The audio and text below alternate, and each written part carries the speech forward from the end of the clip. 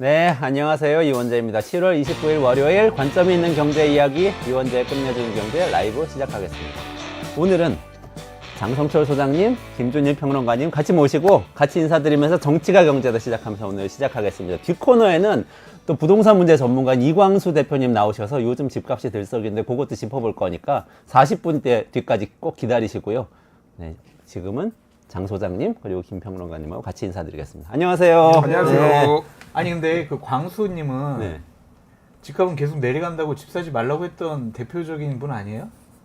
뭐 정확하게는 그 멘트는 아닌데 집값은 좀 기다려라. 네. 거래량이 늘어나고 네.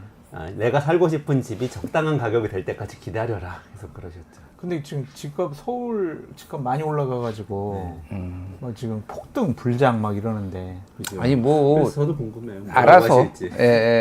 예전에 아니 뭐 저는 그 판단에 대해서는 존중을 하는데 이게 비난을 하면 안 돼요. 예. 아니 왜냐하면- 나는 비난을 한 게 아니라 어. 궁금해가지고 왜냐면은 그분 되게 영향력이 많으신 분인데 그분이 지속적으로 계속 집값 내려간다라고 몇 년 전부터 계속 주장을 하시던 분이었어가지고 그 유의 있게 들었거든요. 예. 집값 내려가면 나서 서울에 집 사야지 막 이렇게.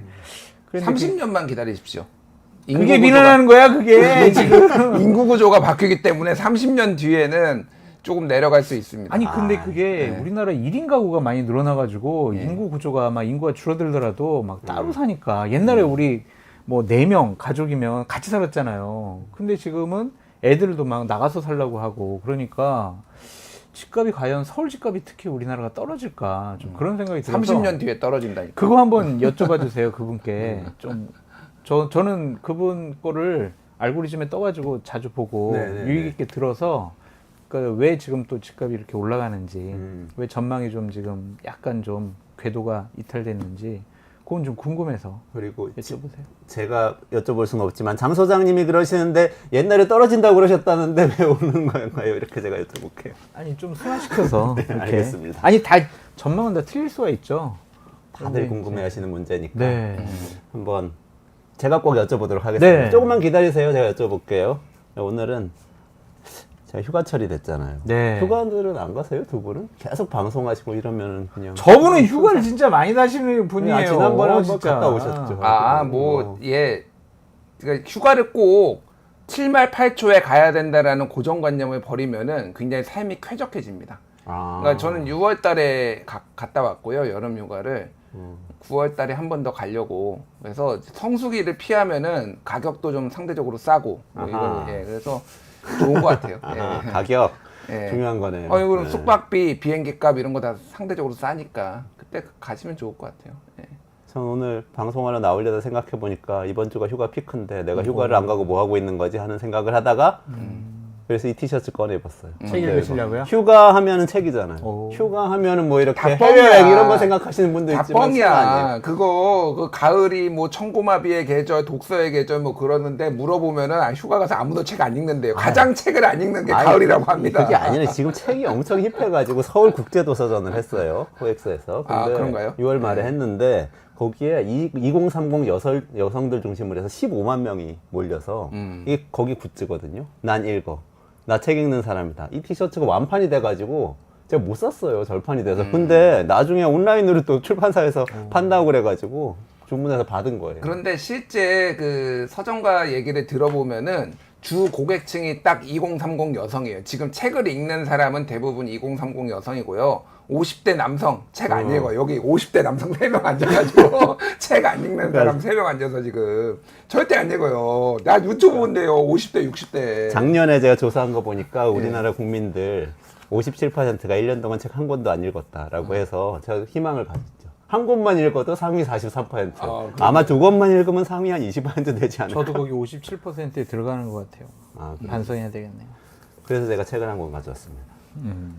교보문고 갔어요, 제가.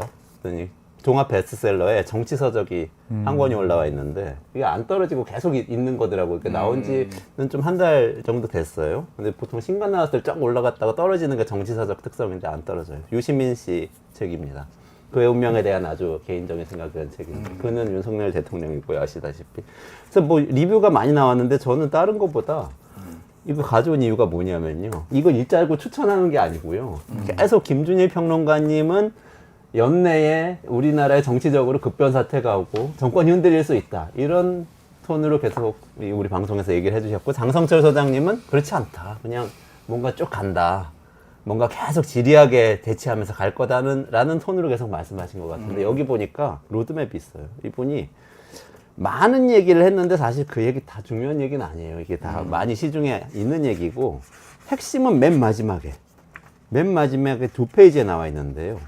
닉슨 대통령, 미국의 닉슨 대통령 워터게이트 사건을 불명예스럽게 사임을 했잖아요. 근데 사실 그 전에 의회에서 탄핵을 추진했단 말이에요. 근데 탄핵을 추진하는 와중에 대타협을 통해서 사임을 하게 했고, 그 다음 대통령인 제럴드 포드 이어받았죠. 사임했으니까. 그러니까 그 이어받은 대통령이 놀리 프로시콰이라는 이름의 대사면, 이게 라틴어인 것 같은데 되게 세요. 항구적 불기소 특별사면이라는 걸 해줬다는 거예요. 그러니까 앞으로 이 대통령직을 수행하는 과정에서 벌어진 모든 일에 대해서 항구적으로 불기소한다. 그러면서 윤석열 대통령이 마지막에 만약에 끝까지 이 대립 국면이 계속되고 탄핵으로 가거나 그렇더라도 네. 탄핵으로 끌어내리는 것보다는 이렇게 대타협을 하야해라. 통해서 대타협을 알아서. 통해서 정리하는 게 우리나라 정치를 위해서는 좋다.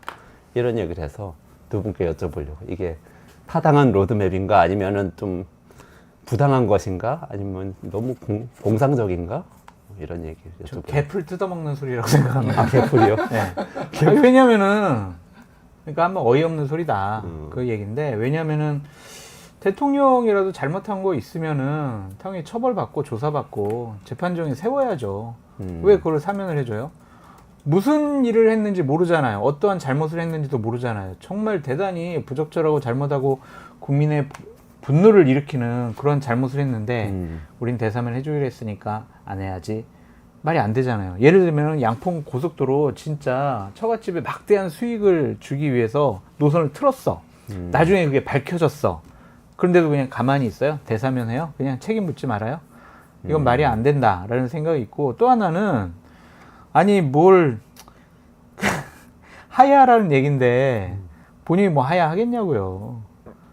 그냥 정상적인 헌법 절차에 따라서 뭐 저는 그냥 일들이 진행됐으면 좋겠고, 저는 순수하게 보수파의 관점에서는 탄핵이 안 됐으면 좋겠어요. 임기는 마치고 거기에 따라서 평가에 따라서 정권 교체가 되든 재창출이 되든 이렇게 좀 정상적인 그런 권력 승계가 이루어졌으면 좋겠다. 왜냐하면 그때 한번 박근혜 때 탄핵을 한번 해보니까 그때 거의 한 6개월, 1년 동안은 거의 모든 게 다 올스톱되고, 그러고 나서 정권 교체되니까 보수파 진영이 완전히 풍지박산 나더라고요. 회복 불능한 상태로. 그거는 나라에 좋지 않은 것 같다라는 생각이 들어서 저는 그냥 헌법적인 절차에 의해서 여러 가지 일들이 정리됐으면 좋겠다라는 생각입니다. 근데 계속 주장하시는 뭐 최상병 특검도 그렇고 가족 수사도 그렇고 그런 게 정상적으로 잘 진행이 안 되면은 그러면은 당연히 그 대립으로 막 권력 시작게 되잖아요. 루스 레임덕이 나오고 지지율 떨어지고 여권 내에서도 뭐 아유 우리 윤석열하고 안 되겠네, 너 탈당해라 뭐 이러면서 거국 내각 구성해가지고 그냥 최소한의 권력만 유지하는 그런 단계가 되겠죠. 뭐 그게 맞는 것 같지 탄핵이 맞을까? 좀 그런 생각 듭니다. 김준일 평론가님 어떻게 보세요? 개새도 목소리야. 내가 아니, 그러니까 두 가지를 좀 나눠봐야 돼요. 당위성과 가능성 두 가지를 섞어서 얘기하면 안 돼요. 그러니까 임기 단축 개헌의 이제 논거가 뭐였냐면은 두 가지예요. 하나는 지금 정상적으로 국가 운영이 안 되니 1년만 단축하자.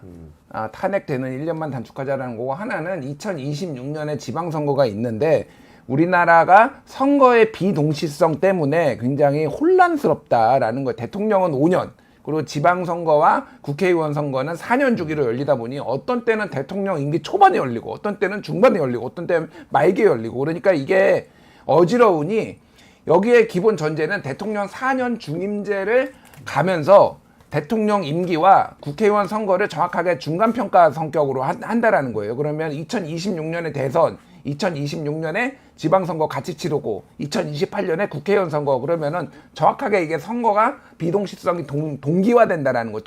동시성으로 동기화된다라는 이런 이상적인 시나리오를 지금 얘기를 하는 겁니다. 여기에 전제 조건은 그러면은 대통령이 스스로 자기의 임기를 단축할 가능성이 있느냐예요. 있을까요? 저는 1% 봅니다. 1%. 그래요? 예, 불씨를 1%는 살려놔야 되니까. 왜 그러냐면은 자, 야당이 최대한 푸시를 하잖아요. 탄핵할 수도 있다. 지금 뭐 제대로 임기 못 채울 수도 있다라고 하는데 막상 탄핵이 가능한 상황이 와버리면은 지금 유시민 작가가 얘기한 저게 사람들한테 먹힐까요? 귀에 들어올까요? 야, 무슨 소리야. 빨리 탄핵해야지. 지금 무슨, 야, 임기를 2026년까지 기다려. 이렇게 나올 거 아니에요. 그럴 거 아닙니까? 그렇기 때문에 설득이 안 돼요. 야당 지지자들한테. 지금 민주당 지지자들은 빨리 윤석열 어떻게 해서든 끌어내리는 게 목표다. 이렇게 얘기를 할 정도고, 뭐, 조국에서 조국 혁신당은 3년은 너무 길다. 특별위원회도 만들었어요. 이름이 3년은 너무 길다. 뭐 특별위원회인가 그래. 가칭이긴 한데 어쨌든 그 정도로 탄핵을 직접적으로 얘기를 하고 있는데 탄핵을 할 수 있는 상황이 왔어. 근데 이걸 버틴다고? 그리고 자 하야하십시오 이렇게 한다고? 절대 아니죠. 무조건 탄핵으로 가는 거예요. 탄핵으로 갈 수 없는 상황이면은 윤석열 안 내오죠. 미쳤다고. 그러니까 유시민 작가가 조금 끝에 보면은 막 판타지처럼 써놨어요. 뭐 술도 좋아하고 자연인으로서 놀고 좋아하는 거. 지금 술 제일 많이 먹고 다니고 죄송합니다. 하고 싶은 거 자기 다 하고 다니고 여사님도 지금 권력에 심취해가지고 자기 하고 싶은 거 다 하는데 뒤가 없는 사람들이에요. 근데 지금 탄핵이 안 될 것 같은데 자기가 1년을 단축한다고 이 좋은 거를? 저는 절대 안 된다고. 둘 다 입장이 명확하기 때문에 탄핵할 수 있으면 하고 안 되면은 그냥 가는 거죠. 1%의 가능성은 뭐가 있냐면은, 그러니까 거의 불가능하지만은, 그러니까 만에 하나 뭐 돌발적인 상황이 벌어졌을 때, 뭐 그런 게 저는 오히려 대통령보다는 여사 쪽의 딜이 가능하지 않을까. 정무적 감각이 탁월하신 분이라서 여사 쪽이 딜이 가능하지 않을까 그렇게 생각을 합니다. 우리 맨날 정무적 감각 탁월하다고 말씀하시잖아요. 네. 가능합니까? 개풀 뜯어먹는 소리 하니까. 그러니까 이거는 안 해. 유시민 작가가 권력은 안 된다 그렇게. 유시민 작가가 본인의 어떤 그 현실성보다는 이상적인 얘기를 써놓은 거예요. 그러니까. 아니 근데 저는 생각해보면 이건 그냥 진짜 당위의 세계에서 말씀드리는 거예요. 김대중 대통령은 전두환 노태우 사면을 했고 포드는 닉슨을 사면을 했는데 그런 식의 해법이 정치적으로는 사실 사회에 주는 좋은 영향이 컸던 것 같거든요, 사실. 정치적으로는. 물론 뭐 사법적으로는 뭐 잘못한 거 왜 덮어주냐 이런 얘기 당연히 나오고 포드는 엄청 지지율 떨어지고 그랬어요. 그렇지만 정치 체제를 계속 보존하면서 앞으로 나가는 거죠, 그래서. 그게 옳은 말인 것 같은데 김대중 대통령 같은 경우에는 평화적인 정권 교체를 실현한 첫 번째 야당 지도자였잖아요. 그러한 사회적인 분위기 속에서 전두환 노태우 같은 경우는 김영삼 정권에서 법정에 세웠고 감옥에 보낸 거 아니겠어요? 그러니까 피해를 받고 핍박을 받고 여러 가지로 어려움을 겪었던 당사자가 용서 차원에서 그렇게 진행이 된 거지, 그것을 지금 와서 대입을 시키는 것은 역사적 사회적 상황과 좀 맞지가 않는다, 그런 좀 생각이 좀 드네요. 저는 그래서 이재명 대표가 검찰 수사 받으면서 핍박을 받았으니까 만약에 한다면 당사자는 그런 분이 오히려 되지 않을까. 이재명은 복수의 화신이고요. 그렇게 성장해 왔습니다. 그러니까 이재명 대표의 두 가지 정치적 특징이 뭐가 있냐면은 대중 지지자들의 영린을 거스르지 않는다. 원하면은 다 들어줘요. 하자는 대로 다 합니다. 그게 저는 반드시 바람직하다고 보지 않아요. 정치 지도자는 본인이 다른 목소리도 내야 되는데 한 번도 이재명은 그러지 않았어요. 그렇게 해서 여기까지 성공 방정식이 왔기 때문에 지지자들이 야 윤석열 감옥에 넣어야지 했을 때 그거를 거스를 수 있는 사람이 아니고요. 또 하나는 이재명은 항상 복수를 해왔어요. 어떤 식으로든. 본인이 당대표 되면은 박용진도 공천받을 수 있는 그런 당을 만들겠습니다라고 하자마자 바로 얼마 안 돼서 이제 다 날려버렸잖아요. 이재명은 항상 본인의 적대적인 사람은 항상 감옥에 보내거나 어떤 식으로든 보복을 했던 거고, 그게 일종의 이제 정치는 약간 저는 그런 면도 필요하다라고 봅니다. 그러니까 호구처럼 보이면 안 되거든요. 대표적인 게 죄송하지만 나경원 의원 같은 분.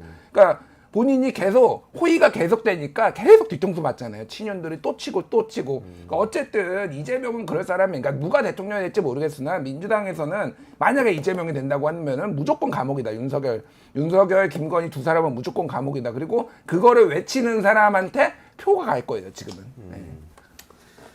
아, 그게 바람직하다라는 거하고 다른 문제예요. 현실로는 저는 얘기를 한 거예요. 그러니까. 네.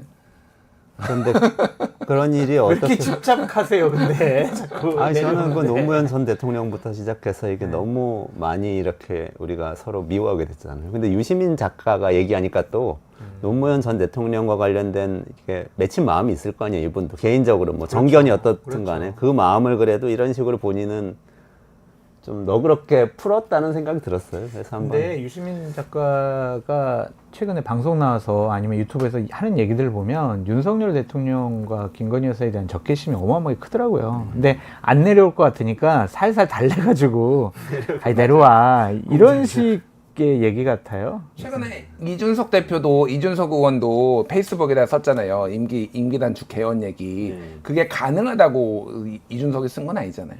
예, 그거는 그러니까 하나의 여러 가지 안들을 제시해 놓고 조금 정치를 바꿔보기 위한 하나의 이렇게 방안이다 이렇게 보면 될 것 같아요. 예. 그렇군요. 탄핵할 수 있으면 해야지 무슨 소리야. 탄핵은 안 라고 됩니다. 생각하시는 거예요. 탄핵할 수 안 있으면 됩니다. 해야지. 탄핵은 나라가 안 이게 됩니다. 정상이야 이게. 알겠어요. 그러니까 주먹이 오가기 전에 그럼 탄핵을 제가 안 되고 들어가서 국정 운영에 전면적인 쇄신을 부탁합니다. 쇄신, 제발. 쇄신 같은 소리 하지 마세요 진짜. 나라 꼴이 이 모양인데 지금. 네, 포인트를 잡아서 근데 항상 이런 일이 급변 사태로 갈 때는 2인자와 1인자 사이 갈등이 벌어지면서 생기더라고요. 근데 지금 한동훈 대표가 네. 앞으로 어떻게 할지가 이제 큰 관심사예요. 네. 그런 면에서 어떻게 보십니까? 전당대회 이후에. 일단은 하루속히 그 윤석열 대통령과 독대에서 아니 독대가 안 되는구나 김건희 여사와 함께 만나서 여러 가지 상황을 좀 정리하시고 당무에는 좀 관심을 뚝 끊으시라 내가 알아서 하겠다 그렇게 좀 약속을 받아내는 것이 가장 중요하지 않을까라는 좀 생각이 들고요. 저는 아직도 기대를 저버리지 않고 있는 게 오늘 오후라도 지난 주말에 만난 것으로 알려져 이러한 독대에 관련된 기사가 나오지 않을까라는 좀 생각이 들고 만약 이 주말을 그냥 넘겼다라는 거는 우리가 독대를 안 했다면 우리가 어떻게 읽을 수 있냐면 아이고 윤석열 대통령과 김건희 여사가 진짜 한동훈 싫어하는구나 만나기 싫어하는구나 당에 있는 어떤 권한도 넘겨주기 싫어하는구나 그렇게 생각할 수밖에 없어요. 아니면 한동훈이 만약 윤석열 대통령에게 독대를 신청을 안 했다면 정치적인 정무적인 감각이 상당히 좀 뒤처졌구나 없구나 좀 그런 생각을 할 수밖에 없어요. 여권 내 분란은요 두 분 사이에 딱 만나가지고 해결되면 모든 게 다 끝나요. 근데 자꾸 언론에서 막 이랬대요 저랬대요 또 측근들이 가서 대통령한테 이랬대요 사석에서 이런 얘기했대요 콜라 마시면서 주변에 이렇게 얘기했대요 막 이렇게 이간질하기 시작하면요 정신 못 차려요. 그럼 더 못 만나요. 그러니까 제가 당대표 보좌관 해보니까 이런 것들은 빨리 만나가지고 최고 권력자들끼리 정리하는 게 가장 좋아요. 그래서 좀 빨리 만나시라 그렇게 말씀드립니다. 근데 지난주에도 장 소장이 그 말씀 하셨는데 일주일 지나도록 안 만났으니까 일주일 어치만큼 지금 좀 저는 갈등의 골이 깊어진 거 아닌가? 이런 정확히 의심이. 보신 것 같아요. 갈등의 골은 깊어지는 거죠. 특히 정책위 의장의 선임과 관련해서 내가 지금 아끼는 정정식 현재 정책위 의장을 바꾸려고 그래? 바꾸기나 해봐라 진짜. 그러면 이제 누가 옆에 가지고 정정식 전해가지고 저 진짜 대통령님을 위해서 정책 많이 개발하고 다 준비해놨는데 저 바꾸려고 그래요. 대통령님 진짜 정말 열받아요. 저도 화가 나요. 막 이렇게 이간질하기 시작을 하면 이거는 더욱더 감정의 골이 깊어져요. 빨리 만나시라. 다시 한번 말씀드립니다. 빨리 만나야 한다. 독대가 중요하다. 독대가 중요하다. 그런 말씀이시고. 어떻게 보세요? 만나면 뭐 포이더 인사 하나요? 그러면 또 90도 포이더 인사. 그러면 죽는 길 아니에요? 한동훈 대표는? 그러니까 한동훈 대표의 딜레마가 거기 있어요. 62.8%인가? 3%인가?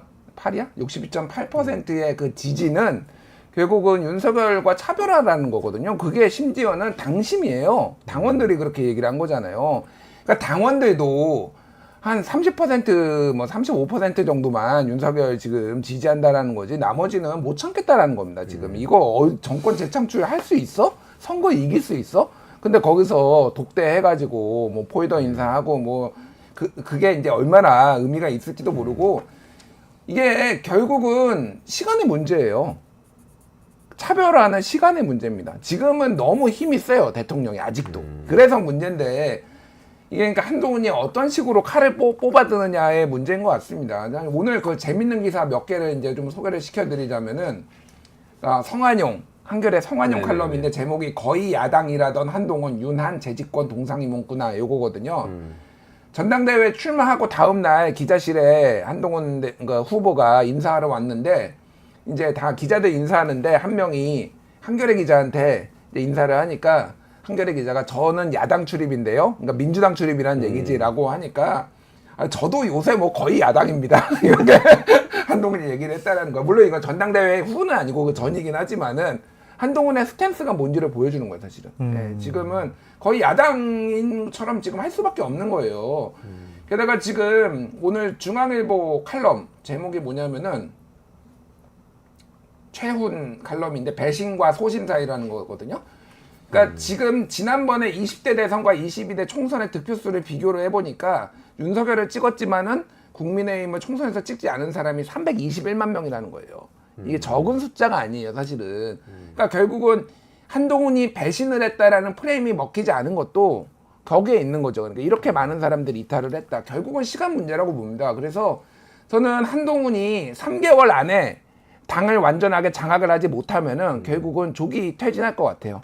그 3개월 안에 뭔가를 쳐내야 됩니다. 그냥 가만히 있는 게 아니라 쳐내지 않으면은 계속 지금 제가 들은 정보로도 친윤들이 여기저기 모여서 쑥덕대고 있다 지금. 그럼 오히려 대통령하고 독대하고 이런 솔루션이 아니고 한 대표한테는 오히려 친윤 정책위 의장을 교체하고 뭐 이런 액션을 해야 된다는. 독대는 하고요, 교체도 하고요. 아, 둘 다 해야 돼요. 예, 그러니까 시그널을 그렇다고 완전히 전면적으로 다 완전 100% 붙는 걸 원하지 않거든요. 독대는 독대대로 하고 교체는 교체대로 하고 그게 어려운 거예요 지금 한동훈이. 그래서 독대해가지고 문제가 해결되는 것처럼 장성철 소장이 말씀하셨지만은 저는 전혀 두 사람은 갈 길이 달라요 완전히. 그렇기 때문에 갈등은 시작이지만은 그래도 최선을 다해서 이렇게 받드는 모습, 그러니까 존중하는 모습은 보여주면서 자기 할 일은 다 하라고 교체하고 쳐내고 이런 게 좀 필요한 것 같아요. 그게 이상론적이고 참 옳으신 말씀인 것 같은데 현실이 조금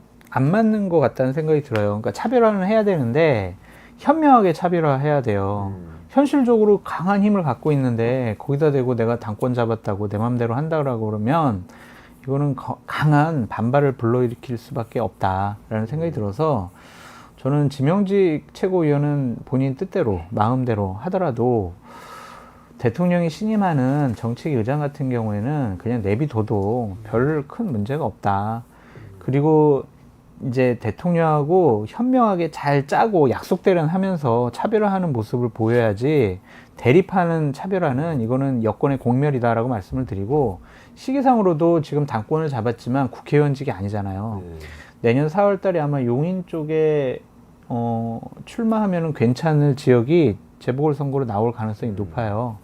그때까지는 좀 비수를 좀 감추고 배지를 달고 난 다음에 현실적인 힘이 더 완벽하게 생겼을 때 그때 본격적인 차별을 하는 게 맞지. 지금은 지금 오른손밖에 못 써요. 지금 왼손이 지금 완전히 불능이야. 배지가 있어야 돼.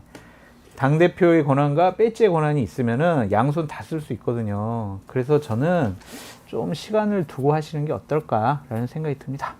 좀 아까 뉴스 보니까 서범수 사무총장을 임명했던데 이분은 어떤 분이세요? 이분은 그런 의미가 있나요? 되게 신뢰하는 사람인 것 같아요. 원래 이제 대통령에 가까운 분인지 아니면 아니요. 한동훈 그래도 한동훈 대표 색깔을 냈다고 대표에게 보시면. 예. 그래서 지난 총선 과정 중에서도 상당히 좀 아꼈다? 아니면 가깝게 생각했다라고 알려졌고 서병수 전 의원 네네. 동생 아니에요 이분이? 서병수 동생. 서병수 의원이 그렇구나. 대단히 좀 한동훈 후보 당대표에게 상당히 좀 우호적인 배경으로 우리가 볼 수밖에 없거든요. 그래서 이분은 뭐 신임하는 것 같아요. 그리고 이준석 대표 시절에 비서실장 했어요. 그래서 이준석 대표가 굉장히 잘 알고, 그러니까 전체적으로 TKPK의 어떤 강경보수 주류 쪽은 아니에요. 그래서 당 색깔 좀 냈다고 볼 수 있겠네요. 그렇죠. 그러니까 본인들 쪽에서 제가 보기에는 무난한 분을 선택한, 그렇다고 매우 강성도 아니거든요. 그러니까 중용할 만한 분인 것 같아요. 그러니까 전체적으로 보면. 근데 그러면은 제 생각에는 그렇게 장 소장님 생각하신 대로 이렇게 잘 관리되면서 가면 좋은데 또 상대가 있잖아요, 정치라는 게. 그래서 예를 들면 지금 한동훈 대표는 최상병 특검을 본인의 버전으로 이제 얘기를 하면서 당대표 당선이 됐잖아요. 근데 민주당에서 예를 들어서 그런 그 한동훈 대표 안을 받으면 어떻게 돼요? 그러면 분열이 막 생기기 시작하는 거 아니에요? 본인 원하지 않아도. 어디서 분열이 생겨요? 국민의힘이? 민주당이? 한동훈 대표와 대통령 사이에 윤석열 대통령. 그러니까 민주당이 최혜병 상병의 뭐 예를 들면 대법원 추천 특검안 같은 걸 받아서 발의를 해버리면 그걸 반대하기가 어렵잖아요. 국민의힘에서. 커다란 이제 정말 앞에 가장 큰 장애물로 보여지거든요. 질질 끌 것 같아요. 그러니까 한동훈 대표가 대표되고 나서 한 얘기, 장동혁 수석 최고위원이 한 얘기를 우리가 정치적인 문맥으로 해석을 해보면 안 할래. 이걸로 읽혀져요. 그건 원내대표 상황이거든요. 우리가 하면 민주당이 뭐 안 받을 거거든요. 민주당 안이 지금 폐기됐기 때문에 우리가 왜 안을 마련해요? 이런 식으로 얘기를 했더라고요. 시간을 질질 끌겠다. 상황을 보겠다. 그렇게 보여집니다. 그래서 한동훈 당대표가 야 우리 국민의힘 안을 만들어보자 이렇게 얘기하더라도 추경호 원내대표가 안 할 것 같고 또한 김민정, 김재원 이 두 사람도 상당히 반발을 하고 있기 때문에 이것을 좀 민주적인 토론 과정을 통해서 빨리 정리하기는 쉬워 보이지가 않는다라는 생각이 좀 드네요. 그래서 그냥 질질 끌 것 같아요. 그냥. 그러니까 여러 가지 정치적 지금 상황이 묘하게 돌아가는데 하나는 지금 박찬대 당대표 권한대행이 있잖아요. 사실은 의사 결정권이 저는 있다고 보지 않아요. 예, 예. 이거는 결국은 8월 18일 전당대회 이후에 이재명 대표가 결정을 할 문제라고 봅니다. 지금 뭔가를 결정을 했을 때 제3자 추천으로 했을 때 그러면은 민주당 지지자들은 또 반발이 있을 거거든요. 그거를 박찬대가 다 떠안는 거는 결국은 거는 이재명의 뜻이라고 보면 되는데 지금 굳이 그래야 되나? 그리고 말씀하셨다시피 이거는 지금 급하게 이미 타임라인이 지나가 버렸잖아요. 그러니까 원래는 7월 말 8월 초 요 통신 기록 때문에 빨리 급하게 해야 된다라고 하는 건데 결국은 이제 공수처 수사를 어느 정도 볼 수밖에 없고 이제 그러면은 약간 시간적 여유를 둘 수밖에 없는 거 하나가 있고 지금 우선순위가 김건희 특검법 쪽으로 좀 살짝 옮겨가는 것 같아요. 그러니까. 예, 예. 그러니까 공식적으로 김건희를 특검법을 먼저 하겠다라고 나온 건 아니지만은 지금 여론이 국민 여론이 저번에 이제 그 특혜 조사 검사들 이제 폰 상납하고 이제 배달의 검찰 시전했잖아요. 홀검. 그러니까 이것 때문에 굉장히 안 좋아지고 특검해야 된다라는 여론이 높아졌어. 야, 검찰을 어떻게 믿어? 저런 식으로 조사를 받는데. 이런 상황이잖아요, 지금. 그렇기 때문에 전체적으로 좀 모든 사안이 최근에 다 김건희 여사잖아요, 지금 나오는 게. 그러니까 김건희 특검이 오히려 당을 묘하게 분열시킬 수도 있겠다, 국민의힘을. 왜냐하면은, 자, 보십시오. 윤석열 대통령과 관련된 거니까 이거는 못해. 사실은. 그러니까 형식 놀리는 거래요. 근데 김건희가 최고 존엄이긴 하지만은 그냥 영부인이지. 그게 뭔데? 최고 존엄. 최고 존엄 맞잖아. 근데 내 말은 위원장이 최고 존엄인데. 최고 존엄인데 그렇다고 형식 논리로 보면은 이걸 어떻게 안 할 수가 있어라는 여론들이 지금 굉장히 커지고 국민의힘 의원들도 고민할 거예요. 이게 되게 고민이 깊어질 거예요. 최상병 특검은 그렇다고 치고 이것까지 그리고 제가 계속 얘기하지만은 김건희 특검 거부권 행사하면은 대통령 지지 확 빠집니다. 예, 이거는 다른 문제예요, 되게. 예. 아, 그 김건희 특검법 얘기를 좀 넘어가서 해보죠 그러면은 어떻게 보세요, 장 해야죠. 선생님 거는? 해야죠.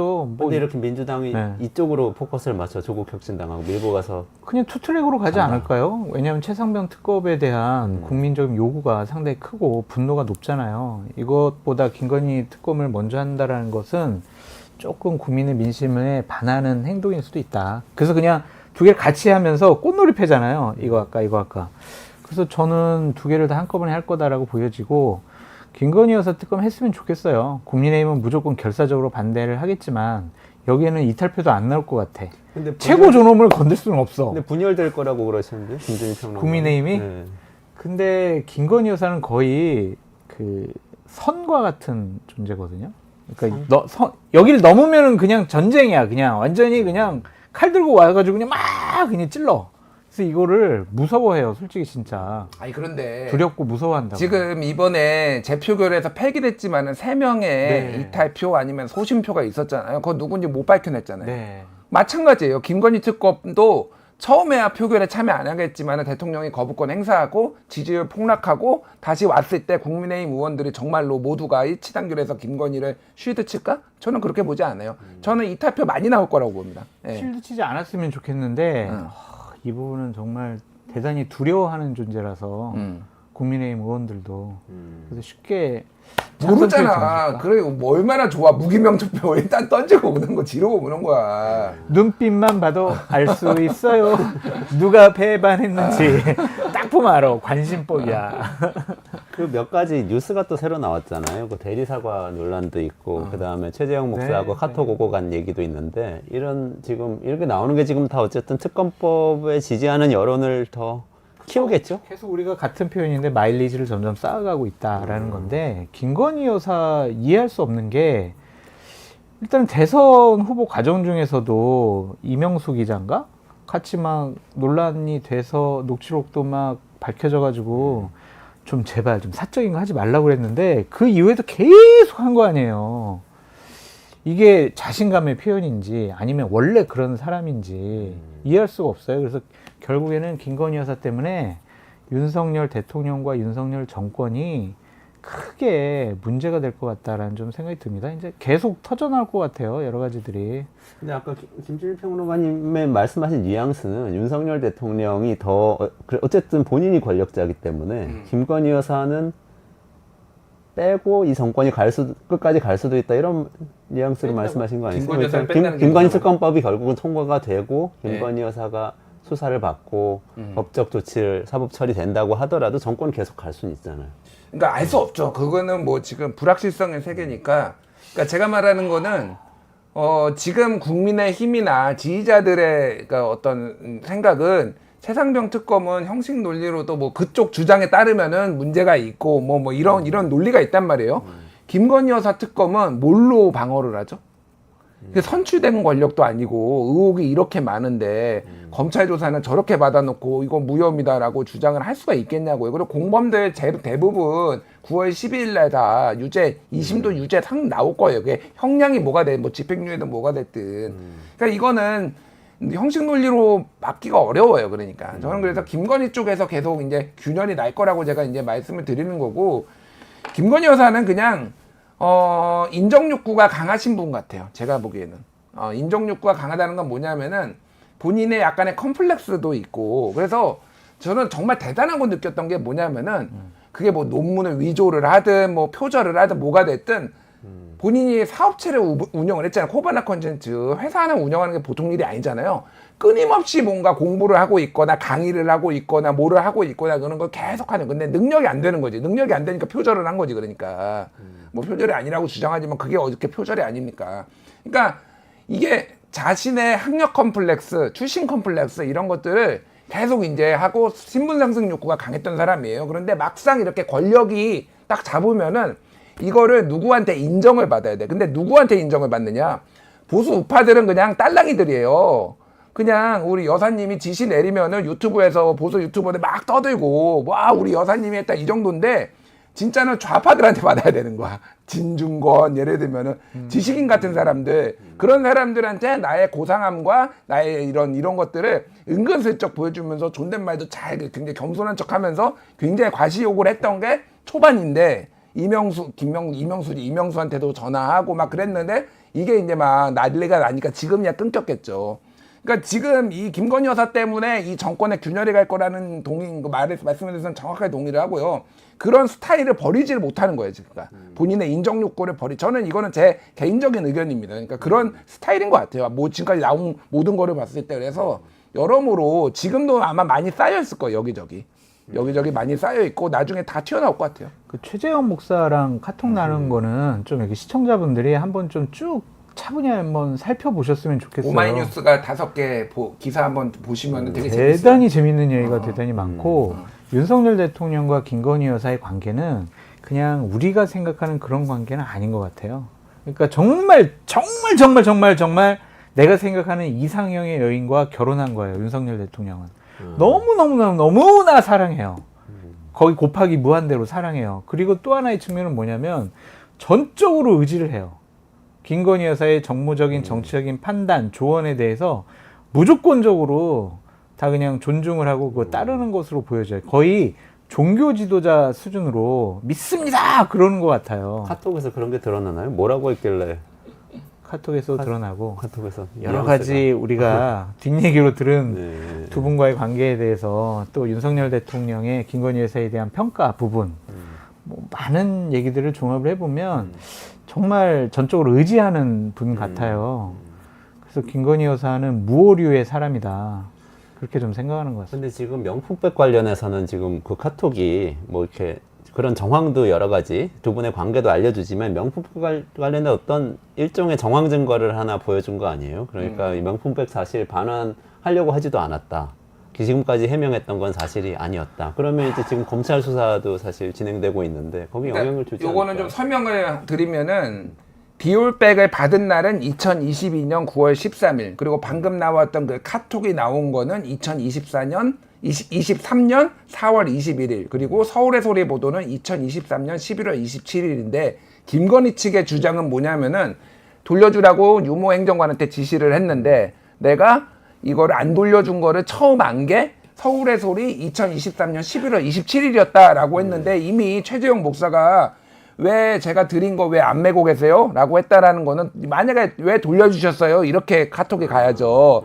근데 왜 안 메고 계세요? 라고 하는 거는 여기 보관하고 있으니까 2023년 4월 21일에 최소한 이게 안 돌려준 거를 알고 있었다. 그냥 다 구라예요. 뭘 이거를 진지하게 내가 분석까지 해야 돼. 그냥 죄송한데 다 구라야 그냥. 뭘 돌려주기는 뭘 지시를 해. 그래서 검찰 수사 내용 어쨌든 청탁금지법 관련된 거잖아요. 윤석열 대통령 그러면 윤석열 대통령도 알았을 수 있겠다는 그런 정황 증거가 될 아니 수도 그냥 있고 다 이런 모른대. 거예요. 아니, 그냥 인정. 저 정도는 솔직히 얘기하면은 뭐 세 발에 피니까 그냥 인정하자. 그냥 욕만 먹는 걸로 끝내는 게 뭐 어차피 처벌 규정도 없으니까 맞거든. 처벌 규정 없거든요. 대통령을 처벌해야 되는데 그것도 이제 벌금형 정도 나올 거예요. 그러니까 그것도 퇴임 이후에 그러니까 그거 말고도 지금 차고 넘치는데 뭐 이거 가지고 그러니까. 그냥 이 두 부부의 위선과 거짓말과 이런 거를 그냥 알게 됐다 정도로 이해하시면 될 것 같아요. 그래도 이렇게 비굴하게 조사를 했지만 검사들이 조사를 했으니까 결론은 내지 않겠어요? 어떻게 결론이 나올까요? 그러면 알면서 뭘 물어봐요. 무혐의. 무혐의? 네. 뭘 물어봐요? 뻔뻔하다고 그러면 안 돼. 처벌 규정 그러니까 어차피 권익이랑 맞춰야 되잖아요. 입을 권익이도 지금 처벌 규정이 없으니까. 그냥 생자로 무혐의를 해요? 그냥? 아니, 이렇게 안 그럴 것 의혹이 같아요? 많은데? 안 그럴 것 같아요? 그 조사 과정 자체가 정상적이지 않잖아요. 우리 그런 거 상상도 못 했잖아요.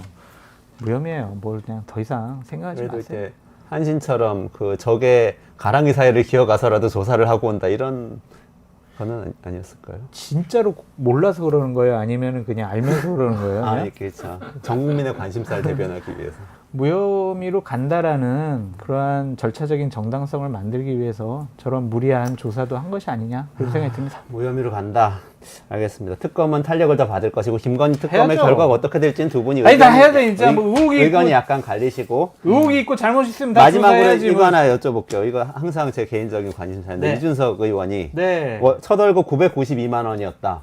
이렇게 얘기를 했고 네. 국회의원 연봉은 1억 5천만 원 정도로 작년에 1.7% 오른 걸로 알려져 있는데 중요한 거는 이 의원은 국회의원 특권 별로 없더라 이렇게 얘기했어요. 근데 지금까지 국회의원 특권 이런 거 많이 지적도 했었고 여러 언론에서 아니, 어떻게 없어요. 보세요? 국회의원 별로 특혜라는 거 별로 없고요. 그러니까 저거는 이제 이준석이 좀 정확하게 얘기를 한 건데 뭐냐면은 예전에 있었던 특혜, 뭐 특권들 이런 것들이 다 사라졌어요. 웬만한 거 다.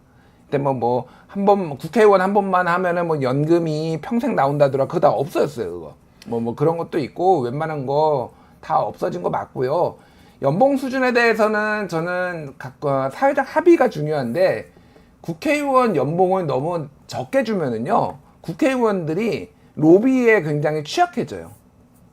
오히려 돈을 어느 정도 줘서 독립적으로 본인들이 이거를 일을 할 수 있게, 그러니까 이거를 돈의 문제로 저는 국한시키지 않았으면 좋겠다. 그러니까 일을 잘하는 거에 우리가 해야지. 저는 그러니까 국회의원 욕하는 것과 이거는 좀 분리해야 된다. 그러니까 너무 낮으면은 이게 부정이 일어나고요. 너무 높으면은 위화감이 생기잖아요. 그래서 제가 맨날 얘기를 하는 거는 영국처럼 외부의 위원회가 결정을 하게 해라. 그러면은 깔끔해요. 그러면 그게 높든 적든 거기에서 판단을 해서 인상률도 이 정도로 한다라는 거잖아요. 이제 이거는 조금 국회가 결단을 내렸으면 좋겠다, 진짜로. 그 생각을 합니다. 예. 아니 근데 또 연봉 너무 높으면은 돈 많은 사람들 대변하게 되고 그런 거 아니에요? 세금도 올리면 안 된다고 그러게 되고. 저는 돈은 충분하다고 생각이 듭니다. 그러니까 저 월급 받는 거 있잖아요. 월급 한 달에 한 1,000만 원 정도 받는 거 집에다 갖다 줘도 국회의원 생활하는데 아무 문제가 없어요. 그러니까 왜냐면 선거가 있는 애는 3억 원의 후원금을 마련할 수 있잖아요. 그리고 경비 다 쓸 수 있고 사실은 이 연봉에 포함되지 않은 사무실 운영비가 대략 한 달에 한 500 정도 돼요.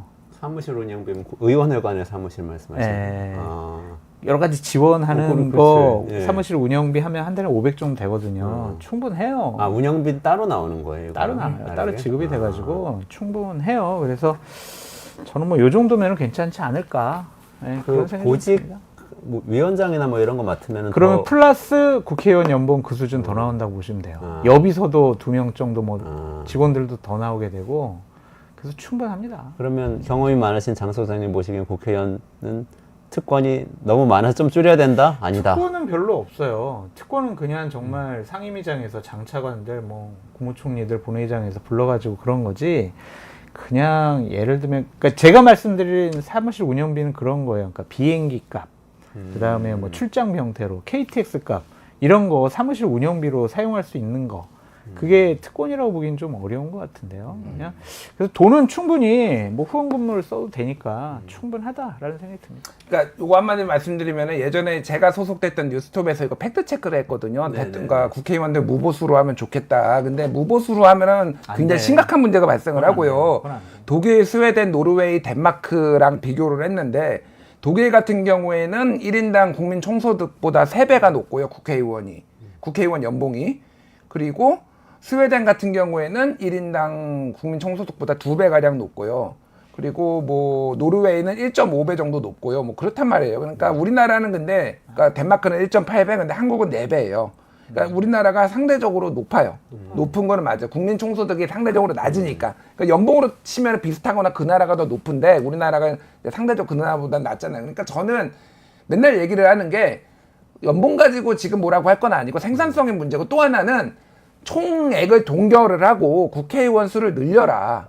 저는 국회의원 수 늘려야 된다고 생각을 하거든요. 저는 그렇게 생각을 해요. 그래서 조금 더 양당이 아니라 다당제가 될 수 있게 비례를 좀 더 늘리고 여러모로 제도적으로 조금 시행착오가 있겠지만은 그래서 오히려 좀 다양한 사람들이 들어갈 수 있게 장성철, 이원재 이런 사람들 들어가서 국회에서 활동할 수 있게 이렇게 하는 게 대한민국을 위해서 좋지 않나 그런 생각을 합니다. 연봉 내리면 안 갈 것 같은데. 저는 이런 문제가 생기지 않나. 저는 갈 사람 많다라고 생각을 하고요. 그러니까 연봉을 뭐 내려봤자 얼마나 내리겠습니까? 그러면 한 20% 정도 내리면 되거든요. 그러니까 어차피 총액 동결하고 숫자를 늘리는 거니까. 그래서 저는 불가능하지 않다라고 이 생각을 해요. 문제를 굉장히 많이 연구를 하셨어요. 다음에 제가 국회의원 연봉표 이렇게 가져올 테니까 그거 가지고 다시 한번 논의해요. 알겠습니다. 알겠습니다.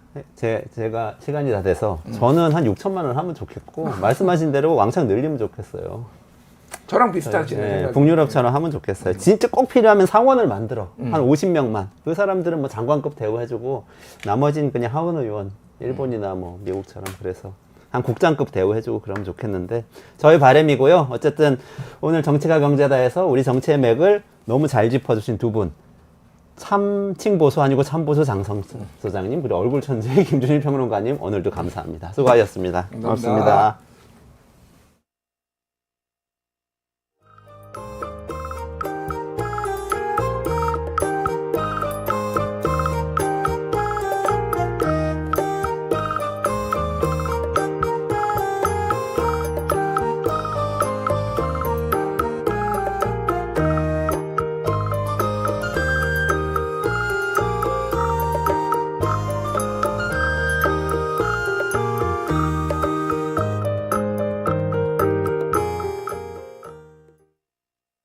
TSMC하고 삼성전자 같은 기업들이 벌벌 길 정도로 슈퍼을 무슨 뜻이에요? 슈퍼갑은 들어봤어도 만약에 의리, 값도 어쩔 수 없는 독점적으로 물건을 납품하는 얘네 아니면 어디 딴 데 살 수 없는 이런 강력한 판매력을 가지고 있다면 당연히 벌벌 기해야 될 텐데요. 바로 ASML이 반도체 업계에서 대표적인 그런 지위를 갖고 있는 기업이기 때문입니다. 우리가 반도체를 만드는 데 있어서 여러 가지 공정들이 있습니다. 근데 그 중에서 제일 중요하다고 얘기하는 공정이 포토 공정입니다. 이걸 담당하는 기계가 전 세계에서 ASML밖에 없습니다. 근데 이 원칙 원천 기술이 미국이 갖고 있었어요. 굉장히 어려운 기술인데 이건 미국이 먼저 만드는 데 성공합니다. 그러면서 야, 우리 미국이 개발한 기술이니까 이거 되도록 우리 미국 장비 업체가 이걸 이용할 수 있게 해주자라고 했는데 미국 장비 업체들이 거의 전멸한 상태여 갖고 기술을 줘도 실용할 수가 없는 거예요. 이때 ASM이 딱 접근합니다. 우리가 SVG를 인수해 갖고 잘 키우겠습니다. 허락 좀 해주십시오. ASM이 인수하면서 기술 라이센스까지 다 가져갑니다. 황금의 열쇠를 갖다가 네덜란드 ASM에게만 준 거죠. 네, 이원재 끝내주는 경제, 끝내주는 인터뷰 시간입니다. 이광수 광순의 복덕방 대표님 모시고요. 최근에 집값이 들썩거리는데 이거 어떻게 된 건지 앞으로 어떻게 될 건지 좀 살펴보도록 하겠습니다. 안녕하세요, 대표님. 안녕하세요. 어서 오세요. 예, 네. 예. 아이고, 서울 아파트 값을 출발점으로 해가지고요. 지금 뭐 수도권도 다 오른다. 이제는 뭐 지방이나 뭐 다주택 아니 단독이나 빌라도 오른다 막 이런 언론 보도가 잇따르고 있어요. 그래서 그동안 대표님께서 나오시면서 계속 말씀해 주셨던 게 있잖아요. 포인트들을 계속 생각해 봤어요. 그랬더니 핵심이 거래량을 보라고 그러셨잖아요. 근데 요즘 보니까 또 거래량도 느는 것 같은 느낌 들고, 그래서 전체적으로 한번 좀 A부터 Z까지 한번 설명해 주십사 하고. 뭐 저희가 모셨습니다. 시간이 많지 않으니까 네. A부터 한 D까지. D까지요? 알겠습니다. 저희가 일상에서 교수님 집을 몇 번 살까요, 평균? 집이요? 예. 저 같은 사람은 한 번 정도 살 것 같고, 네. 이제 뭐 투자 열심히 하시는 분들은 뭐 서너 번 갈아타시는 분도 있는 것 같고. 저희가 통계적으로 보면 우리나라 사람들이 일생 동안 집을 한 3번 정도 삽니다. 그러니까 사실은 3번의 기회가 있는 거죠. 집을 사고 파는. 근데 저희가 3번의 기회인데 주간 아파트 동향을 보면서 마음이 심란하고 불안하고 이러고 있어요. 그러니까 저희가 최근에 제가 집값이 막 오르니까 여기저기 불러서 집값이 오르는데 뭐 하고 있는 거냐. 네. 저희가 뭐 하반기 전망하고 몇 달 전망은 사실은 할 수가 없고요. 제가 뭐 이유를 대는 건 아니고, 그런 측면에서 좀 긴 안목에서 좀 부동산 시장을 보고 그리고 변화를 읽으셨으면 좋겠다. 그런 말씀을 드립니다. 근데 어쨌든 중요한 건 최근에 집값이 오르고 있어요. 네. 특히 서울의 아파트 가격, 뭐 전국은 아니고요. 네. 서울의 아파트 가격이 상승하고 있는데 주간 지수로만 보면 굉장히 높은 상승률입니다. 주간. 네, 그래서 주간 아파트 매매 가격 지수 상승률 0.3% 상승했거든요. 일주일 만에 0.3% 올랐다는 그쵸. 뜻인 거예요? 그렇죠. 그러면 엄청나네. 예를 들어서 50주 뭐 이렇게 하면 15% 이상 그러네요. 오른다는 얘기잖아요. 네. 그러니까 그런 차원에서는 어쨌든 주간으로 보면 많이 오른다. 뭐 이런 상황이고, 또 말씀하신 것처럼 거래량도 중요한데 6월에 서울의 아파트 거래량이 7천 건을 넘어서서 이게 한참 안 됐을 때는 1,000건이 안 됐거든요. 네. 그러니까 굉장히 많이 증가한 건 맞습니다. 그래서 거래량도 증가하고 가격이 상승한 건데, 이제 관건은 그거죠. 저희가 오늘 답을 찾아야겠지만 이게 지속될 수 있느냐. 네. 그게 사실 중요한 거죠. 네. 저희가 뭐 이게 주간으로 팔았다가 한 달 후에 집을 샀다가 그렇죠. 팔았다 이럴 게는 아니기 때문에 지금 예를 들어서 무리하게 이렇게 집값 오르는데 빚을 내서 집을 샀는데 예를 들어서 한 뭐 2, 3년 후에 집값이 빠지면 굉장히 어렵지 않습니까? 그런 차원에서 여러분들이 너무 단기적으로, 그러니까 초단기죠, 사실은. 부동산 시장에서 보면 그 흐름보다 이런 상황이 지속될 것이냐를 관점으로 시장을 보셨으면 좋겠습니다. 네. 제가 보니까 요즘 좀 불안해하시고 움직이는 분들은 좀 서울에 어디서 집을 한번 사야겠다 이렇게 생각하시던 분들인 것도 같아요. 그래서 예를 들면 어차피 서울에서 아파트를 사려고 하면 돈을 빌려서 사야 되는데, 그 정부에서 그 스트레스 DSR 도입한다고 그러면서 뭐 2달 그랬다가 2달 유예한다고 그래서 그 2달 지나면은 엄청 대출을 쪼인대 뭐 이런 느낌하고 같이 그러면 지금 어차피 살려고 했는데 지금 집값 꿈틀거리는 거 보니까 서울 아파트는 계속 치솟나 봐. 말씀하신 대로 1년, 2년 장기적으로 계속 오르나 봐. 그러면 지금이라도 무리해서라도 최대한 빚을 내서 사야 되는 거 아닐까. 요렇게 지금 생각하는 것 같아요. 그리고 이건 이제 또 똘똘한 한 채라는 거 심리하고도 연결이 돼 있는 것 같고. 그래서 이분들이 생각하시는 포인트들이 있잖아요. 대출을 지금 못 받으면 몇 달 뒤에는 많이 못 받게 된다. 대출 한도가 줄어든다는 거 하고, 지금 사야 그래도 덜 올랐을 때 살 수 있다. 앞으로 1년, 2년 계속 갈 거기 때문에. 그리고 특히 나는 서울의 아파트를 선호하는데, 특히 마포나 뭐 용산이나 이런 핵심 지역을 살 거면 어떻게든 무리해서라도 지금 사야 된다. 요 포인트들 좀 맞는 건지 짚어주시면 좋을 것 같아요. 그러니까 지금 말씀하신 것처럼 말씀하신 게 좀 상충되는 측면이 있어요. 예를 들어서 대출이 지금 못 일으키면 향후를 감소할 거고, 그러면 집을 못 사게 된다. 사실 요 관점이잖아요. 그렇죠. 그래서 네. 그러면 두 번째는 어떤 거냐면 향후로 집값은 계속 올라갈 거다. 그렇기 때문에 지금이라도 대출 받아서 집을 사야 된다. 요 관점인데 사실 이 두 가지가 충돌하는 지점이 있습니다. 왜냐하면 대출을 일으켜서 지금 집을 산다는 거 나중에 대출을 못 일으켜서 집을 못 산다는 거잖아요. 그러면 그렇죠. 나중에 집을 사줄 사람이 없지 않습니까? 아, 네. 그러네요. 그럼 집값이 어떻게 올라요? 아, 그러네요. 네, 그러니까 이게 네. 그러니까 합리적인 의사결정 상황이 아니에요. 특히 무주택자나 지금 실수요자들이 빚을 내서 집을 사고 있는데 네. 결국엔 그러면 계속 앞으로 무주택자나 실수요자들이 은행으로부터 대출을 일으켜서 집을 사줘야 가격이 오를 거 아닙니까? 근데 대출을 못 받을 것 같아서 지금 사요. 네. 그러면 이 수요가 어떻게 지속되냐고요. 그러네요. 근데 어떻게 가격이 오르죠? 나중에는 뭔가 그러게요. 돈이 계속 그러니까 들어와야 이게 되는 건데. 이런 거예요. 그러니까 쉽게 말해서 이런 거죠. 그러니까 지금 나의 선택과 시장을 별개로 보는 거고, 그러니까 일종의 요행을 바라는 겁니다. 제가 볼 때. 그러니까 지금 빨리 산 다음에 이거는 일단 저지르고 보면 어떻게든 가격이 오르겠지. 사실 그렇지 않다는 거예요, 시장은. 네, 그러니까 지금의 시장 상황이 지속되기 위해서 말씀하시는 게 되게 중요한데, 가계대출이 계속 일어나서 수요가 증가해야 되거든요. 그러기는 힘든 상황이라고 저는 판단하고 있고, 그러면 수요가 지속되지 않으면 결국엔 자산이나 재화시장은 수요가 가격을 결정하는데 수요가 지속되지 않으면 가격은 계속 오를 수 없다. 그게 똘똘한 한 채든 강남 3구든 서울이든 어디든 다 통용된다는 거예요. 그걸 우리가 불과 1년 전에 경험하지 않았습니까? 집값이 다 빠지는 거예요. 여러분들이 보셨죠. 집값이 왜 빠져요? 왜 빠지냐면 수요가 줄어들었기 때문에 빠지는 거거든요. 그런 시점이 다시 올 가능성이 굉장히 높아지고 있다. 역설적으로. 역설적으로. 네. 지금 보니까 5대 은행의 주택담보대출 한 달 만에 5조 2천억 원 늘었다고. 이거 굉장히 많이 오른 건데. 그렇죠. 이게 잔고가 아마 제 기억에는 5대 은행에만 700 몇 조 원 될 것 같은데, 그러면 5.2조 원이면 얼마예요? 1년이면 60조 원, 70조 원 되니 굉장히 많이 늘어난 거잖아요. 맞습니다. 그러니까 아마 많은 분들이 이렇게 되니까 앞으로 계속 이렇게 대출이 늘어날 건가 보다. 이런 심리가 아마 있나 봐요. 내 대출은 줄어들 것 같은데 돈은 풀려서 사람들이 더 살 것 같다. 이런 심리가 있나 봐요. 착각인가요, 그러면? 그럴 수는 있죠. 그런데 그렇게 되면 나라를 그냥 쉽게 말해서 끝장을 보자는 거 아닙니까?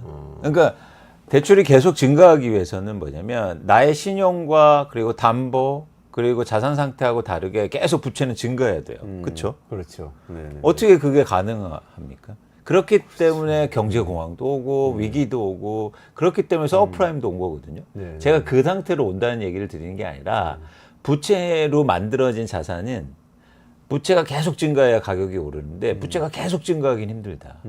그게 정부 규제도 있을 수 있고 그게 사실 한계거든요. 그러니까 계속 돈이 풀리면 다시 인플레이션이 되고 그럼 금리가 올라가면 돈을 그렇게 꾼 사람들은 어떻게 버텨냅니까?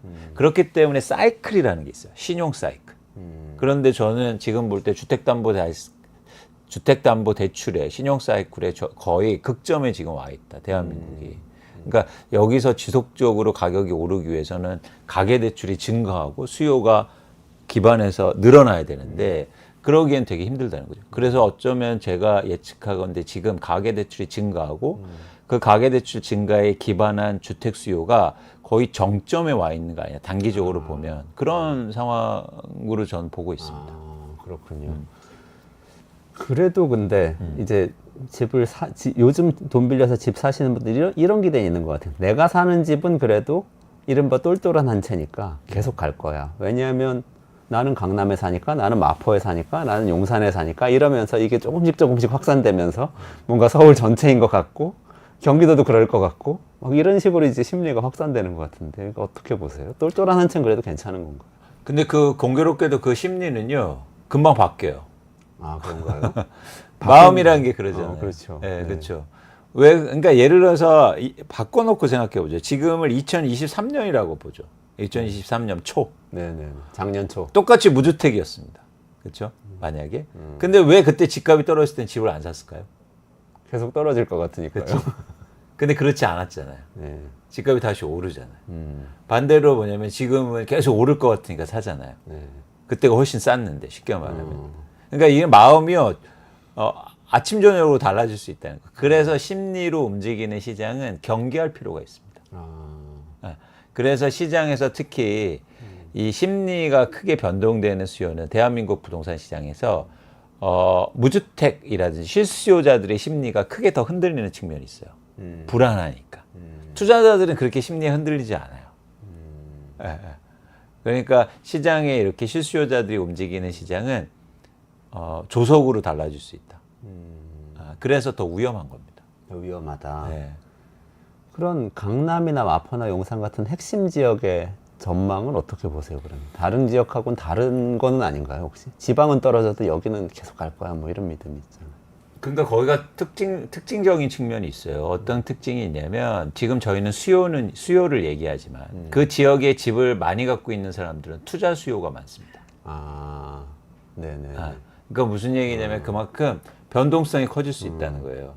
예를 들어서 최근에 집값이 빠질 때 강남이 훨씬 더 많이 빠지거든요. 네. 그건 왜 많이 빠졌을까요?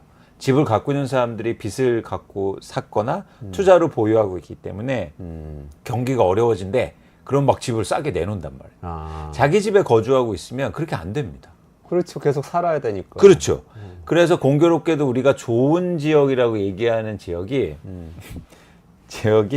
그게 있습니다. 뭐냐면 투자로 많이 보유하고 있다는 거예요. 집을. 네. 아, 강남 지역이 그런 지역인가요, 말하자면? 예를 들어서 강남의 재건축 단지 같은 경우에는 투자 목적으로 거의 40%를 갖고 있어요. 그러니까 그래서 전월세 물량이 많은 거거든요. 그러니까 그만큼 변동성이 큰 거죠. 그건 무슨 얘기냐면 불확실성도 크고 그만큼 예를 들어서 집값이 오를 수도 있지만 하락할 가능성도 내재하고 있다라는 겁니다. 그러니까 투자를 목적으로 한다면 그런 떨림을 이렇게 잘 봐야 되지만 만약에 내가 어떤 이유 때문에 강남 지역에 살고 싶은 것일 수 있잖아요. 뭐 직장에 있을 수도 있고. 그런 사람이라면 이렇게 가격이 막 변동할 때는 조심해라라는 말씀이신 건가요? 그렇죠. 왜냐하면 그러니까 저희가 화폐 환상 일종의 화폐 환상인데 내 집에 거주하고 있으면 그 집값이 만약 오른다고 해도 전체 시장이 오르기 때문에 썩 좋은 상황은 아니잖아요. 그러니까 이거를 비교할 필요는 없고, 예를 들어서 무주택자와 비교할 필요는 없고, 내가 대출을 일으켜서 무리하게 집을 샀는데 이 가격이 예를 들어서 올라요. 그게 그러니까 자산의 증가는 사실 아니거든요. 네, 그렇죠. 이사를 갈 수도 있는 것도 아니고 또 줄일 수도 없는 문제고 또 하나 근데 만약에 더 리스크가 큽니다. 어떤 거냐? 만약 가격이 떨어진다면 훨씬 더 리스크가 큰 거죠. 그렇죠. 그렇기 때문에 사실은 조금 더 1주택자들인데 무주택자가 집을 빚을 내서 살 때는 훨씬 더 조심하셔야 돼요. 근데 우리는 반대로 생각하죠. 어차피 내 집 살 건데 왜 조심해? 그냥 아무 때나 사도 되는 거 아니야? 그렇지 않다는 겁니다. 1가구 1주택자는요. 그 집값이 올라도 시장이 올라도요. 자산의 형성이 제한적이에요. 이사를 갈 수도 있는 것도 아니고 그러네. 계속 근데 빚을 일으켜서 했기 때문에 이자는 계속 내야 되고 그렇죠? 그래서 사실은 본질적으로 내 집 마련을 할 때는 빚을 적게 일으키고 가격이 낮아졌을 때 사는 게 사실 최적입니다. 근데 우리는 다르게 생각하는 거죠. 어차피 내가 살 건데 그냥 대출 많이 해줄 때 사자. 그렇죠. 그렇게 생각한다는 그렇게 생각 거죠. 많이 하시죠. 그거는 쉽게 말해서 나는 그냥 부자 안 될래 라고 얘기하는 거하고 똑같아요. 예, 예. 자본주의에서 그냥 아무리 가능성이 없어도 부자 안 되려고 하는 건 사실 희망이 없는 거 아닙니까? 그렇죠. 아니 근데 요즘 그런 집값이 오를 거니까 지금이라도 대출 거라서 사야 되라고 생각하는 분 중에 많은 분들이 또 정책에 대한 기대가 있는 것 같아요. 지금 종부세도 완화해주고 뭐 여러 가지 집 사는 사람한테 유리한 쪽으로 다 정부가 바꾼다는데 이러고 제도는 바꿔놓으면 또 계속 가는 거 아니야? 뭐 이런 생각이 좀 있으신 것 같은데 어떻게 보세요? 그러니까 정확한 표현이 전 필요하다고 보는데 기대가 아니고 불안입니다. 그러니까 내가 무주택자인데 정책을 막 완화해 주는데 기대하지는 않잖아요. 그렇죠. 사실 여러분들 이 지점을 보셔야 되는데 그럼요 정부를 욕해야 돼요. 근데 우리는 반대죠. 네. 예를 들어서 내가 무주택자인데 집값을 막 규제하는 정책을 발표하잖아요. 그럼 뭐 이상하게 정부를 욕해요. 그렇죠. 흥미롭죠. 네, 흥미롭죠. 네. 근데 반대로 내가 무주택자면 예를 들어서 막 집값을 이렇게 부추기는 정책들이 있지 않습니까? 사실은 그동안 윤석열 정부가 대출 규제 완화해주고 개발 규제 완화해주고 그렇죠? 그다음에 뭐 재건축 규제 완화해주고 세금 인하해주고 다 이게 사실은 3종 세트인데 규제 완화를 대폭적으로 해주면서 시장의 가격을 올린 또 이유이기도 하잖아요. 근데 이 시점에서 정부 정책에 대해서 뭐 일종의 비난하기보다도 불안감을 갖기 시작해요. 이 불안감이 행동으로 이어지는 겁니다. 그렇죠. 행동이 뭐냐면 대출을 이렇게 해서 빨리 집이라도 사자.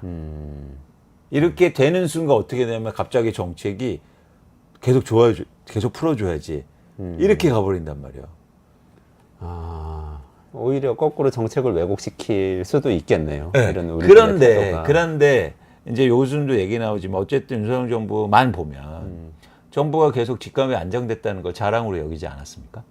그렇죠. 네. 네. 계속 그렇게 네, 얘기했어요. 윤석열 대통령도 계속 나와서 윤석열 정부의 가장 치적은 문재인 정부하고 다르게 집값이 안정된 거예요. 맞아요. 그런 얘기를 계속 빈번하게 했는데 최근부터 그 얘기를 안 하더라고요. 그러니까 왜냐면 집값이 오른다고 하니까. 근데 이 부분에서 심각하게 고민하겠죠.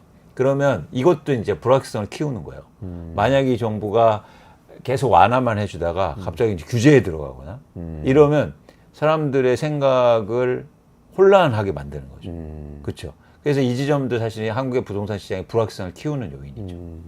하긴 최근까지 종부세 계속 완화하는 방향으로 가다가 이번에 경제정책 뭐 세법 개정안 발표할 때 보니까 종부세는 안 건드렸더라고요. 그쵸. 이번에 다 더 완화할 걸로 기대하는 사람이 많았는데 그쵸. 그렇게 안 했더라고요. 아니 뭐 폐지 법안도 제출하지 그렇죠. 않았습니까? 네네. 근데 쏙 들어가지 않았습니까? 그런 것처럼 사실 어차피 눈치는 보게 된다. 그러면 시장의 참여자들이 기대하는 거하고 다른 정책들이 나오면 이제 오히려 시장의 불확실성을 키울 수 있는 거죠. 그러고 보니까 여당 내에서는 유승민 전 의원 같은 경우에는 집값 이런 식으로 올라가면은 정권 망한다 뭐 이런 얘기까지 하기도 했는데 오히려 그러니까 정부 쪽에서는 부동산 시장이 불안정해지는 거에 대해서 그쪽도 좀 불안이 있을 수는 있겠네요. 아니 그걸 자랑해 왔으니까요. 아, 계속 그렇게 네. 집값 잡았다 이렇게 얘기해 왔으니까. 그렇죠, 그렇죠. 그러니까 결국에는 근데 흥미로운 현상이 있었어요. 집값 잡았다고 하면서 그 규제 완화가 집값 잡은 이유로 나왔단 말이에요. 맞아요. 그건 좀 시차가 있는데. 정책의 시차가 존재하죠. 근데 그때 규제 완화를 초반에 막 하고 했던 게 지금 영향을 좀 주는 건 아닌가요? 주는 거죠. 그때 막 시장을 예를 들어서 그렇게 너무 대폭적인 완화가 없었으면 한국의 부동산 시장이 자연스럽게 가격도 하락하고 안정될 수 있었는데 너무나 과격하게 규제 완화가 이루어지면서 그 부분도 지금 시장의 변화를 일으키고 있는 한 요인이기도 합니다. 이번에 상속세가 좀 일부 굉장히 많이 바뀔 것처럼 처음엔 얘기했는데 아주 많이 바뀐 건 아니고 일부 이렇게 자녀들한테 물려주실 때는 공제를 5억 원까지 받을 수 있는 걸로 1인당 그렇게 바뀌었더라고요. 그것도 집값에 영향을 줄 수 있는 요인인가요? 저는 크진 않다고 봐요. 뭐냐면 뭐 집을 상속하고 이럴 때 뭐 크게 뭐 상속세를 그것 때문에 뭐 집을 한 채 더 사야지 집값이 좋아서 투자자들이 이렇진 않단 말이죠. 하긴 그러네요. 그러니까 왜 이걸 보셔야 되냐면 내가 막 돈이 많습니다. 그런데 그거를 현금으로 줄 거냐, 지금 집을 사서 줄 거냐 이런 결정을 해야 되잖아요. 근데 두 개는 상속세가 무차별하지 않습니까? 그렇죠. 그러니까 만약 여기에서 정부가 집을 사서 주면 더 면세해 줄게요. 뭐 예를 들어서 빼줄게요. 이러면은 집값에 영향이 있겠죠. 그런데 뭐 돈을 현금을 주든지 아니면 부동산을 주든지 무차별하잖아요.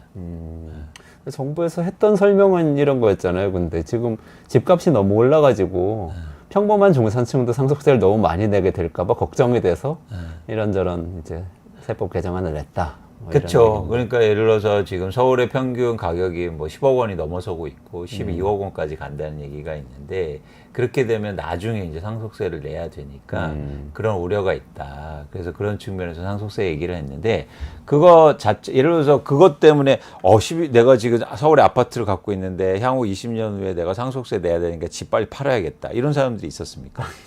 그러네요. 그건 좀 과장인 것 같네요. 근데 최근에 국토부 장관은요, 이 박상우 장관이죠.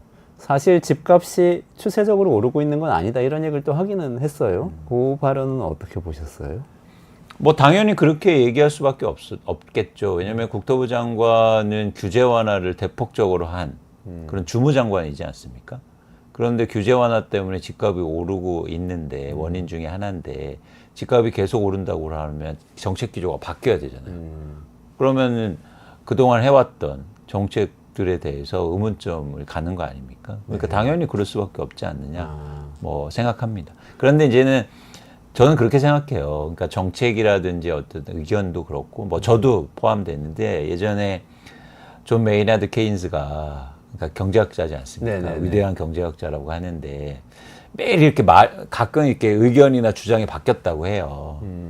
그래서 이제 기자가 아, 왜 이렇게 선생님, 교수님 왜 이렇게 말을 자꾸 바꾸세요? 예전에 안 그랬던데. 그랬더니 그 케인스가 기자한테 딱 뭐라고 질문하냐면 아니 상황이 바뀌었는데 당신은 그러면 의견을 안 바꿀 겁니까? 라는 얘기를 합니다. 네, 그것처럼 저는 특히 정책 차원에서 상황이 바뀌면 유연하게 대처해야죠. 네, 네. 그러니까 거기에서 정책이 아니라 정치를 하려고 하지 말고 정치는 예를 들어서 어떤 이념과 방향성을 갖고 유지하는 게 중요하지만 정책은 다르지 않습니까? 특히 경제 정책은. 그래서 시장의 변화 방향, 뭐 금리라든가 이런 시장 상황에 맞춰서 그동안 계속 규제 완화를 해왔다 하더라도 이렇게 집값이 불안하고 또 시장에서 이렇게 과잉한 반응이 있으면 당연히 규제가 들어와야 된다. 근데 그걸 못하고 있는 거예요. 지금 국토부 장관은. 그러니까 저는 정치를 하지 말고 정책을 해라 라는 말씀을 드리고 싶습니다. 아, 그리고 국토부 장관 얘기는 그 규제 완화 그동안 했던 거 되돌릴 필요는 없다 이런 얘기를 했다고 지금 읽으신 거네요. 그렇죠. 당연히 그렇기 때문에 이렇게 상황 판단을 한 거죠. 아, 대표님 보시기에는 어떠세요? 그 추세적 상승이냐 아니냐에 대한 이 판단은 맞는 겁니까? 그러니까 그 이유가 그러니까 이유가 다른 거죠. 전 추세적 상승이라고 보지 않아요. 이 의견은 사실 동일한데 그 이유는 뭐냐면 수요가 이렇게 지속될 수 없기 때문입니다. 수요. 수요가 어디서 나옵니까, 근데? 지금은 실수요잖아요. 네네네. 그래서 대출에서 나오는 거죠. 아, 대출을 받아서 집을 사는 네. 이건데 이게 지속될 가능성은 더 적다는 거예요. 왜냐면 아까도 말씀드렸듯이 그러면 대출이 계속 증가해야 되고 네. 그러면 새로운 실수요자들이 계속 시장에 나와서 가격을 올려줘야 되는데 그러기에는 한계점이 있다. 이유는 뭐냐면 유효 수요가 줄고 있기 때문입니다. 유효 수요. 그러니까 좀 풀어서 설명해 주신다면. 네, 그러니까 쉽게 말해서 부동산은 사고 싶은 게 중요한 게 아니라 살 수 있는 수요가 중요하거든요. 네. 근데 가격이 계속 오르고 단위당 금액이 크잖아요. 네.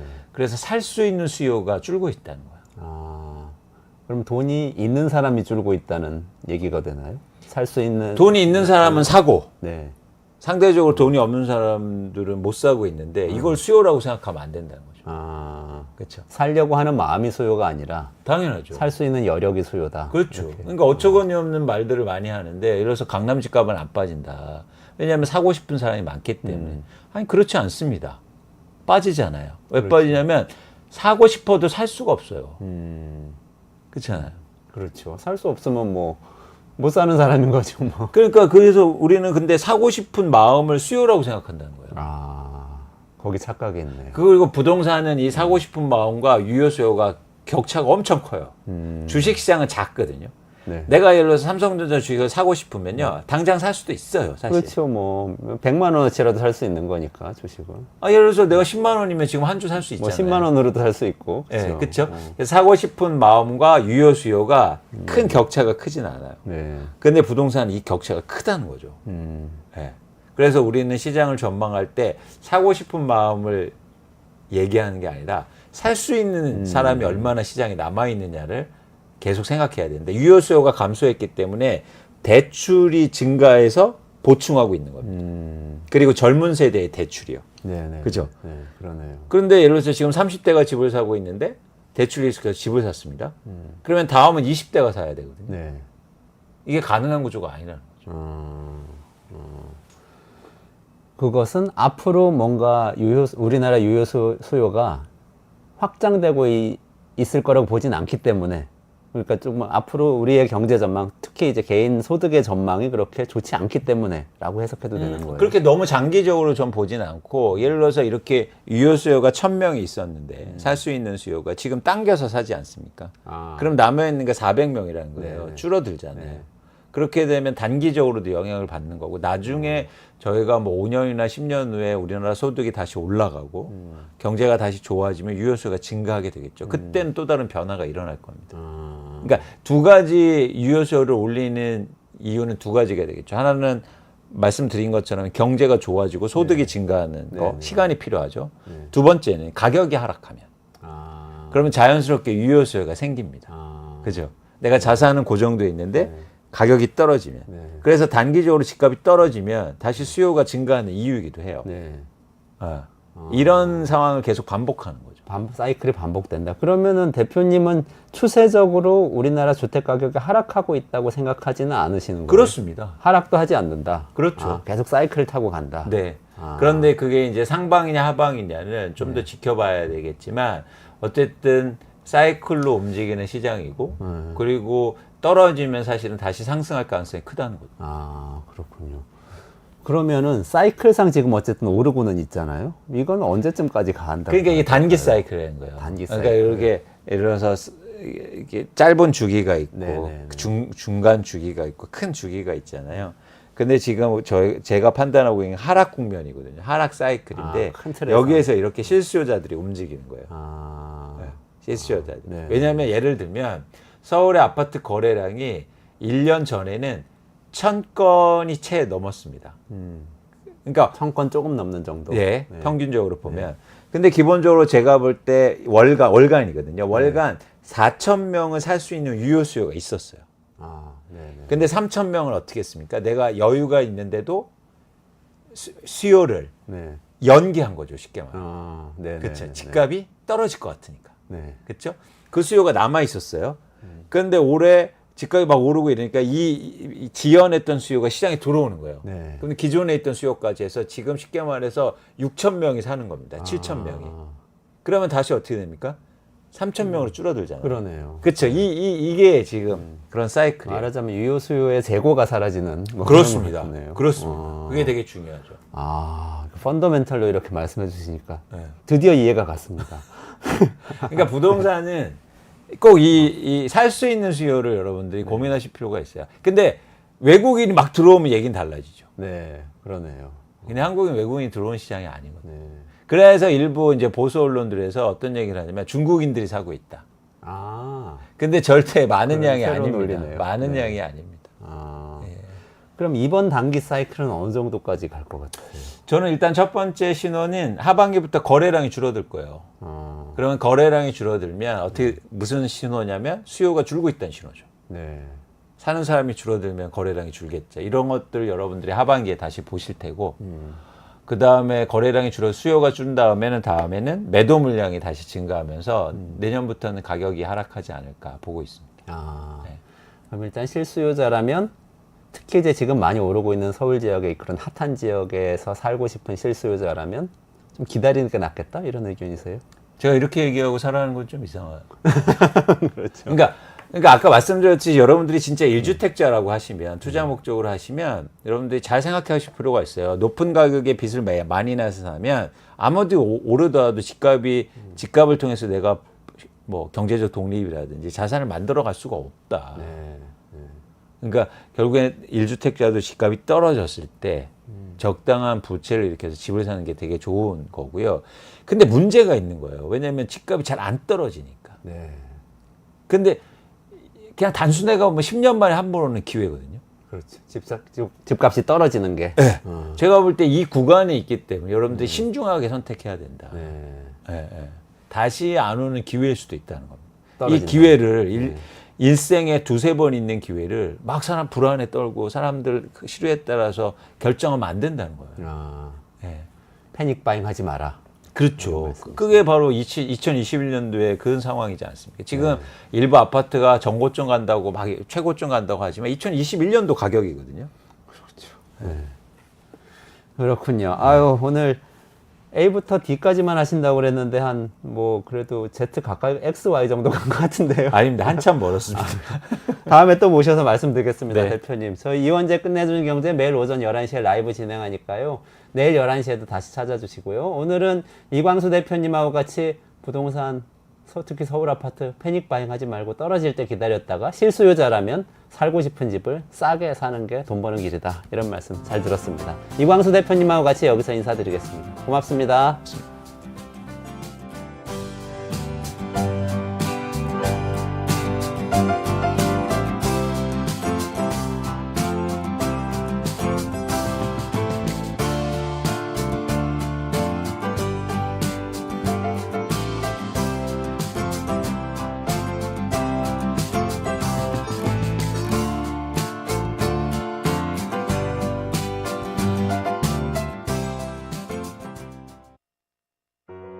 우리 아이 재단에서 뜻을 함께할 정기 후원자분들을 기다립니다. 우리 아이 재단은 한반도 어린이를 위한 재단입니다. 배고픈 어린이들에게 영양 가득한 국수를 보내고 영유아 자폐 조기검사 지원, 베이비박스의 이유식 정기 배달, 중증장애 및 취약 아동들을 지원하고 있습니다. 따뜻한 손길을 이어주는 분들께 우리 아이 팔찌와 감사 선물을 드립니다. 지속적인 지원을 통해 더 많은 어린이들에게 도움을 줄 수 있도록 정기 후원자가 되어주세요. 후원 문의 02-2128-3344, 2128-3344